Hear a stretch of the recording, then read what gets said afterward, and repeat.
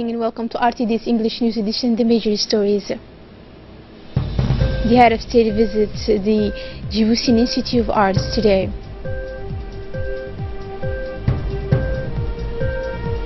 And on the international news, California's devastating fires remain uncontrolled. Those are the top stories, and thanks for joining us in our newsroom. The President of the Republic, Head of Government, His Excellency Ismail Omar Guelleh, paid a visit to the Djibouti Institute of Arts, AIDA, where he was welcomed by the Minister of Muslim Affairs and Culture, Mumin Hassan Barre, and IDA Director, Mrs. Nabiha Mumin Waberi, accompanied by senior officials of the ministry. The reception has been marked by folk dances and musical performances, and during this visit the head of state visited the various premises of the institute, including the gallery and the classrooms. The head of state attended a music session hosted by young students. He then attended an exhibition of plastic art. This visit shows the importance given by the President of the Republic to education and artistic studies, which play an important role in the development of our young people and contribute to the development of our cultural heritage. The director of IDA thanked the head of state for his visit, which reflects the government's interest in the development of the institute in accordance with the guidelines given by the President of the Republic. And let's remind that IDA was founded in 2004. Its mission is to develop the talented genius of our young people in the fields of plastic arts, musical arts and drama in order to ensure training in the various fields of artistic creation. A new vision has been put in place to restructure IDA to better serve creative and artistic training.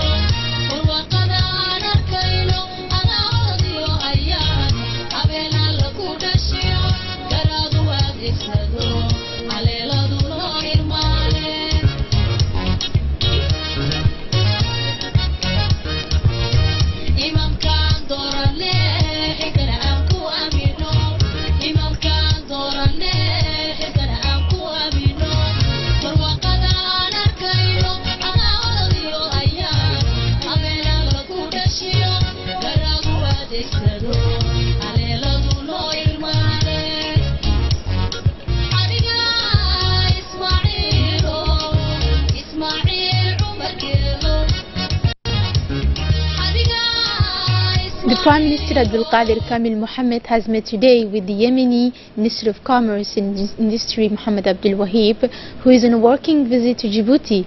The meeting was attended by the Secretary General of the Prime Minister, Mr. Naguib Abdullah Kamil, and the Prime Minister's Council, Ali Saylay, and the Ambassador of Yemen accredited to Djibouti, Mr. Abdullah Muslim Qasim. Speaking in the first place, the Yemeni minister thanked the Djibouti authorities and thanked the Prime Minister for his welcome. He highlighted the bilateral cooperation and friendship that the two countries have maintained for a long time and raised the aspect of humanitarian aid that Djibouti offers to Yemeni refugees. The minister made a request for the facilitation of Yemeni travelers and the export of livestock to Yemen. He also called for strengthening cooperation between the two countries. In speaking in turn, the Prime Minister assured to his guests the permanent support of the Djibouti authorities for the benefit of the Yemeni refugees.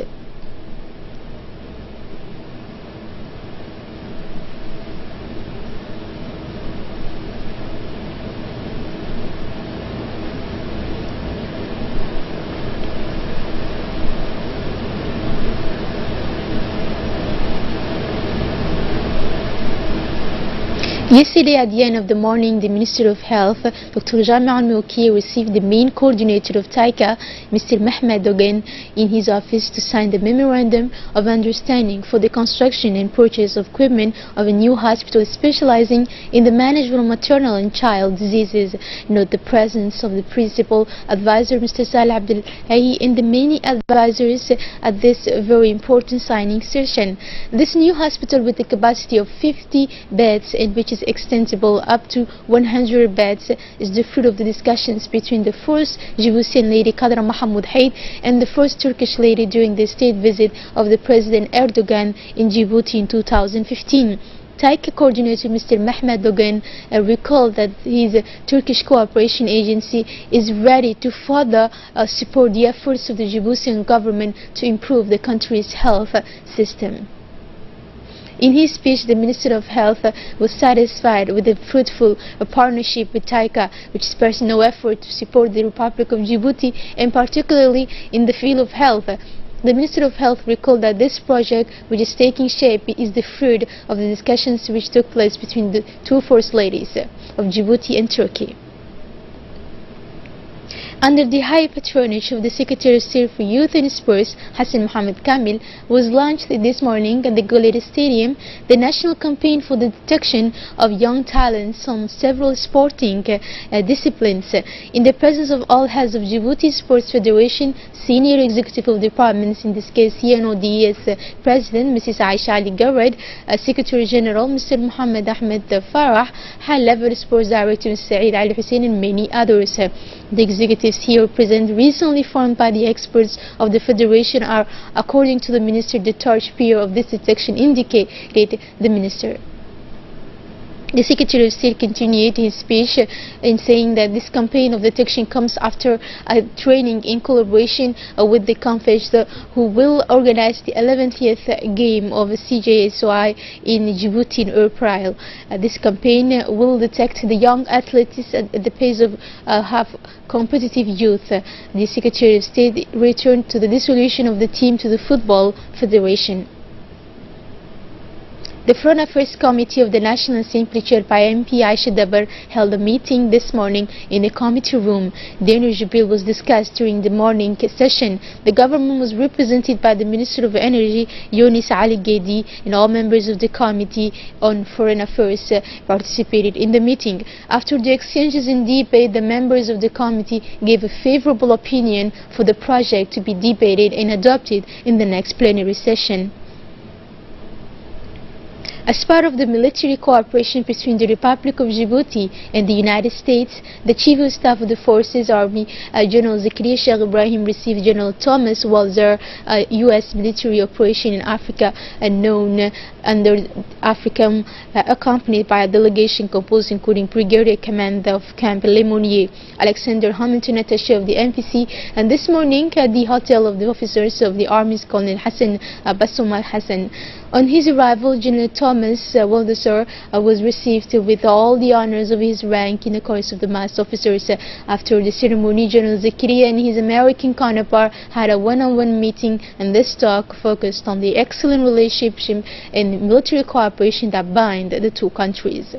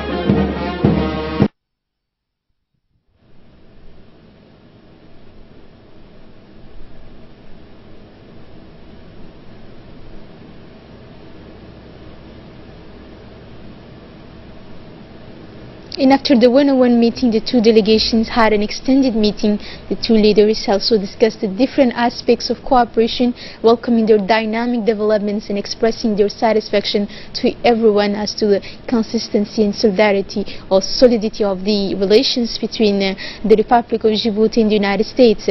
On this occasion, they reviewed areas of common interest and ways to promote interoperability between the army forces of the two countries through the exchange of experience and expertise, while affirming and to further develop these relations in the same spirit of friendship and their shared trust.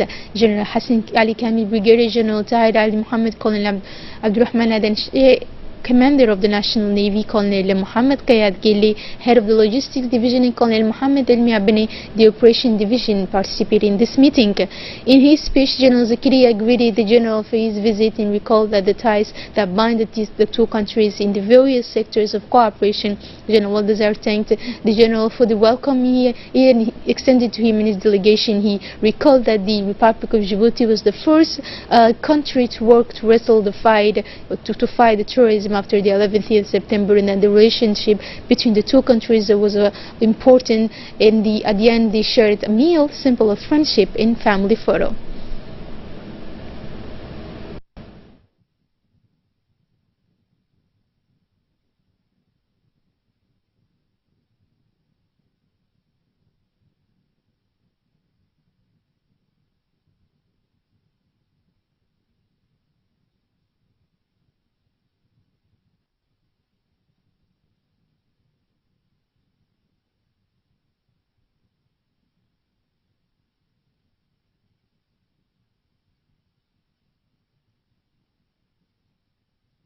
Other news of our evening edition: the Ministry of Women and Family, in collaboration with UNFD and technical support of the IDDS, organized a workshop to launch the study on the identification of the needs of association, co-chaired by the Secretary General of the Ministry of Women, Mrs. Yasmin Salim, the Secretary General of the Secretary of State for Social Affairs.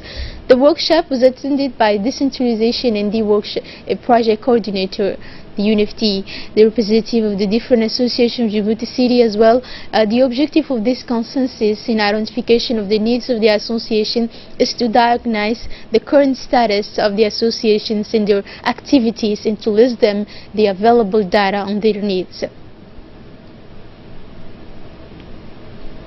The Djiboutian Association of Evaluation ADE closed this morning a workshop of study of places of evaluation devised at the Palace of the People. This workshop is organized in partnership with the Commissariat of Statistics of the Quebec Evaluation Association, and the on-site study of the evaluation mechanism of the Ministry of Agriculture and the Ministry of Education as part of the ADE roadmap.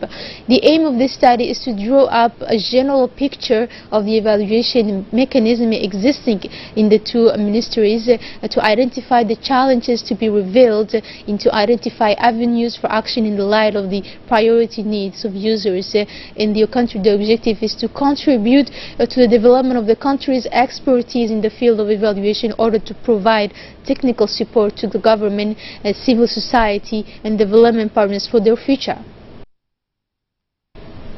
And just like the other regions, Tijora celebrated World Teachers' Day yesterday in the presence of all the authorities of the White City, as well as those responsible for the MENFOP in this region. To this end, the whole educational community of the region of Tijora has mobilized itself within the technical high school to celebrate with joy and conviviality this day dedicated to these men and women who form the citizens and future elites of the country. By means of songs, traditional dances, sketches, testimony, poems, tribute to teachers, the students and their teachers have deployed all their talents to express their gratitude and affection to the teacher. And on the international scene now, President Donald Trump has pledged federal help for Northern California after wildfires devastated several counties in the wine region, leaving 17 people dead and at least 180 injured. Speaking to California Governor Jerry Brown, Trump said, "We will be there for you in this time of terrible tragedy and need." Brown, who declared a state of emergency for Napa, Sonoma, Utah, Lake Mendocino, Nevada, and Orange counties asked the Federal Emergency Management Agency to help local services battle 18 blasts across the state. Some 2,000 homes and businesses have been destroyed, and 20,000 residents have been evacuated. More than 200 missing persons reports have been filed with the Sonoma County Sheriff in the recent days, though around 45 people have successfully been located. The fires, which stretched across 57,000 acres, started on Sunday and Monday, feeding on dry conditions and wiped up ferocious winds. Mandatory evacuations were ordered on Sunday, leading to long queues at the petrol stations as people tried to flee. Catalan leader Carles Puigdemont and his allies have signed a declaration of independence for the region, which they have suspended pending talks with Madrid.